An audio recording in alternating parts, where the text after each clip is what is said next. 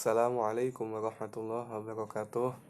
Alhamdulillahirabbil alamin wal aqibatul muttaqin. Wassalatu ala Muhammadin sayyidil anbiya'i wal mursalin wa ala alihi wa sahbihi ajma'in. Pada kesempatan kali ini kami akan membahas tentang kata dan kelas kata. Pengertian kelas kata. Kata merupakan unsur utama yang berada untuk membentuk sebuah kalimat. Selain bentuk dasarnya, kata juga dapat dibentuk melalui proses morfologis, yaitu afiksasi, reduplikasi, dan komposisi, yaitu untuk menyampaikan maksud yang terkandung di dalam kalimat. Dalam kalimat, kata memiliki kedudukan atau jabatan, yaitu SPOK. Jenis kelas kata yang pertama yaitu kata kerja, kata sifat, kata keterangan, kata benda atau nomina, kata ganti, kata bilangan, dan kata tugas. Kata kerja yaitu kata yang menyatakan perbuatan atau tindakan, proses, dan keadaan yang bukan merupakan sifat. Kata kerja pada umumnya berfungsi sebagai predikat dalam kalimat. Kata kerja, ciri-ciri dari kata kerja yaitu yang pertama dapat diberi aspek waktu, seperti akan, sedang, dan telah.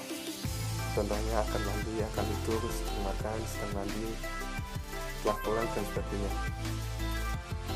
Ciri yang kedua dari kata kerja yaitu dapat diingkari dengan kata tidak, contoh tidak makan, tidak tidur, dan seterusnya. Ciri yang ketiga yaitu dapat diikuti oleh gabungan kata dengan plus KB atau KS, yaitu contoh pergi dengan adik, menulis dengan cepat. Macam-macam kata kerja. Kata kerja yang pertama yaitu kata kerja dasar bebas atau verba dasar bebas, seperti duduk, makan, mandi, minum, dan seterusnya. Yang kedua yaitu verba turunan.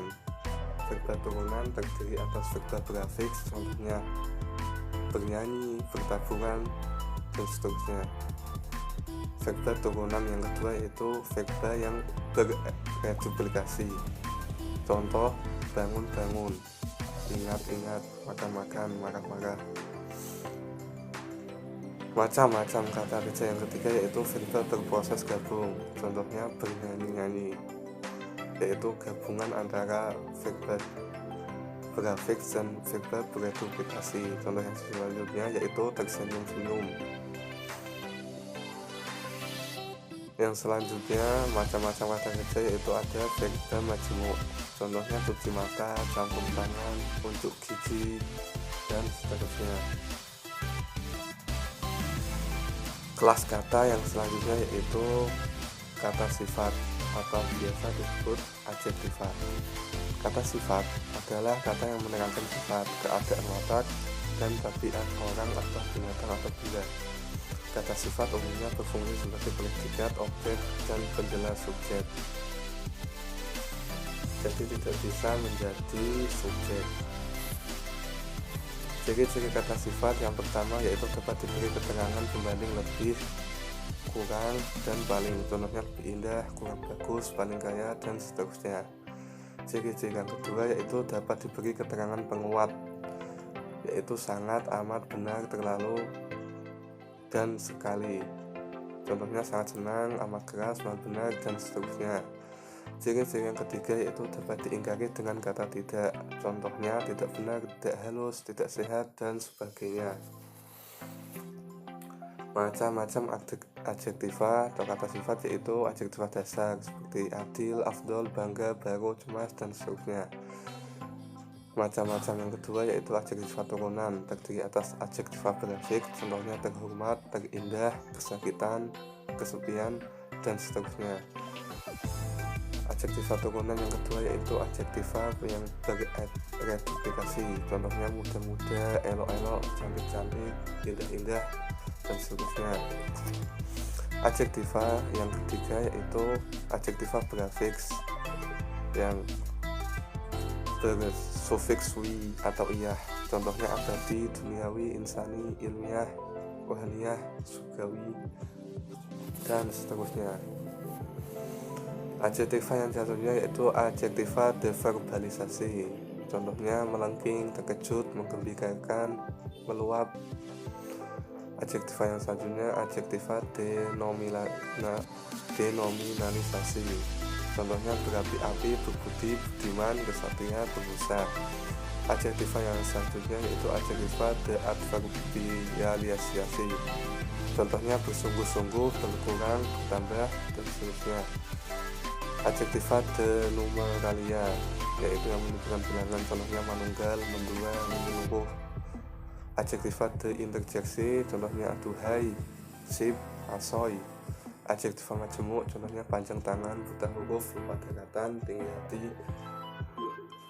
Adjektiva eksesif atau berlebih-lebihan, contohnya alangkah gagahnya, bukan main kuatnya, maha kuasa, dan seterusnya. Kelas kata yang selanjutnya yaitu kata keterangan atau biasa disebut adverbia. Kata keterangan adalah kata yang memberi keterangan pada verba, adjektiva, nomina, predikatif, atau kalimat. Macam-macam adverbia yang pertama yaitu adverbia dasar bebas. Misalnya alangkah, agak, akan, amat, nian, niscaya, tidak, paling, dan seterusnya. Adverbia turunan yaitu terbagi atas adverbia multiplikasi, contohnya agak-agak, lagi-lagi, lebih-lebih, dan seterusnya. Adverbia gabungan, contohnya belum boleh, belum pernah, atau tidak mungkin. Adverbia yang berasal dari diri kelas, contohnya terlampau, agaknya, harusnya, sebaliknya, dan seterusnya. Yang selanjutnya yaitu kata benda atau nomina. Kata benda adalah kata yang mengacu kepada suatu benda yang konkret maupun bisa juga abstrak. Kata benda berfungsi sebagai subjek, bisa juga objek, bisa juga pelengkap dan keterangan. Ciri-ciri kata benda yaitu dapat diingkari dengan kata bukan, contohnya bukan gula, bukan rumah, dan seterusnya. Yang ciri-ciri yang kedua yaitu dapat diikuti dengan gabungan kata yang plus KS atau kata sifat, atau yang sangat plus kata sifat. Contohnya buku yang mahal, pengetahuan yang sangat penting, orang yang baik, dan seterusnya. Macam-macam nomina yaitu yang pertama namanya bernyawa seperti Umar, Abdullah, nenek, nona, ayah, kerbau, ayam, dan seterusnya. Nomina tak bernyawa, contohnya nama lembaga, hari, waktu, daerah, atau bahasa. Nomina terbilang, contohnya kantor, rumah, orang, buku yang bisa dihitung. Nomina tak terbilang, contohnya udara, air, kebersihan, kemanusiaan, dan seterusnya. Nomina kolektif, contohnya cairan, asinan, buah-buahan, kelompok, dan seterusnya. Nomina ukuran, contohnya pucuk, genggam, batang, kilogram. Nomina dari proses nominalisasi, contohnya keadilan, kenaikan, pembicara, dan seterusnya. Nominalisasi dengan si dan sang, contohnya si kecil, si manis, sang kancil, sang dewi, dan seterusnya. Nominalisasi dengan yang, misalnya yang lari, yang berbaju, dan yang cantik. Baiklah, di sini saya akan melanjutkan presentasi dari teman saya, yaitu kata ganti atau pronomina. Kata ganti atau pronomina adalah kata yang dipakai untuk mengacu pada nomina lain. Pronomina berfungsi untuk mengganti kata, benda, atau nomina. Macam-macam pronomina: 1. Pronomina persona, 2. Pronomina petunjuk, dan ketiga pronomina penanya. 1. Pronomina persona. A. Pronomina ratifikasi, misalnya kita, dia, dan beliau. B. Pronomina berbentuk frasa, misalnya kamu sekalian, aku ini, dan dia itu. Pronomina ta'rif terbatas pada pronomina persona, misalnya pronomina persona 1, saya, aku, dan kami, kita.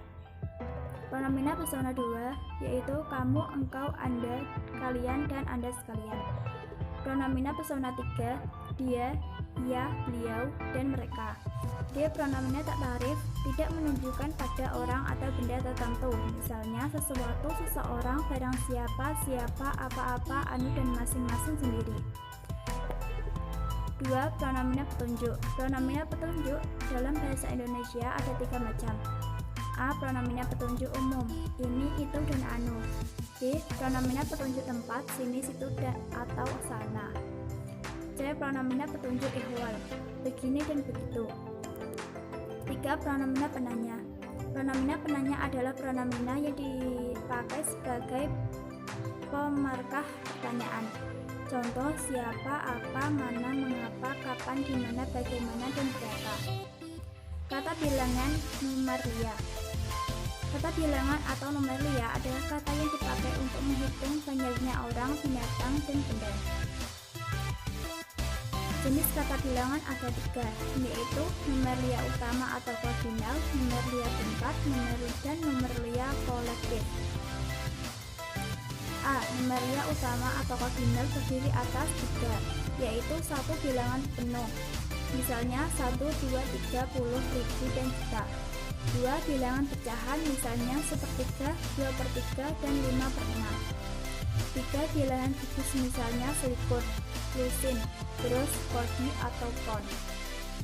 B. Numerlia tingkat, yaitu numerlia yang menunjukkan urutan atau struktur, misalnya pertama, ke-1, ke-2, ke-4, dan ke-13.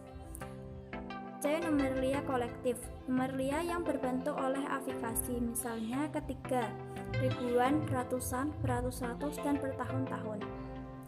Kata tugas.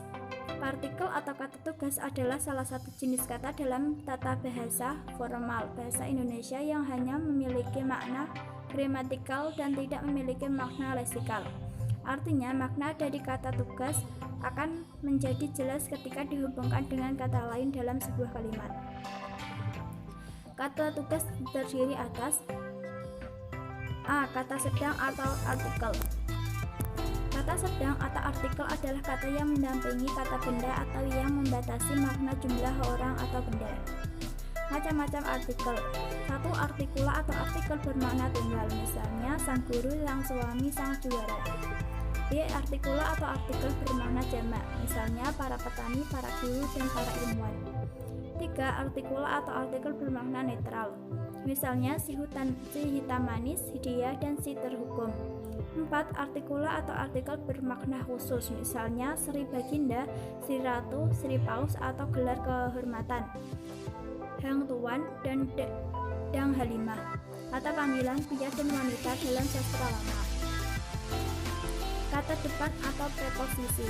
Kata depan atau preposisi adalah kata yang selalu berada di depan kata benda, kata sifat, dan atau kata kerja untuk membentuk gabungan kata depan atau frasa preposisional. 1. Preposisi dasar, misalnya di, ke, dari, akan, antara, kecuali, bagi, dalam, daripada, tenang, pada, tanpa, untuk, demi, atas, depan, dan dekat. Preposisi turunan atau terdiri atas gabungan preposisi dan preposisi, misalnya di depan, ke belakang, dari muka. B. Gabungan preposisi plus preposisi plus non preposisi, misalnya di atas rumah, dari tengah-tengah kerumunan. C. Gabungan preposisi plus kelas kata plus preposisi plus kelas kata, misalnya dari rumah ke jalan, dari Bogor sampai Jakarta, dan dari pagi hingga petang. 3. Preposisi yang menunjukkan ruang lingkup, misalnya sekeliling, sekitar, sepanjang, dan sekitar. Kata hubung. Kata hubung atau konjungsi adalah kata yang berfungsi menghubungkan dua kata atau dua kalimat. Macam-macam kata hubung.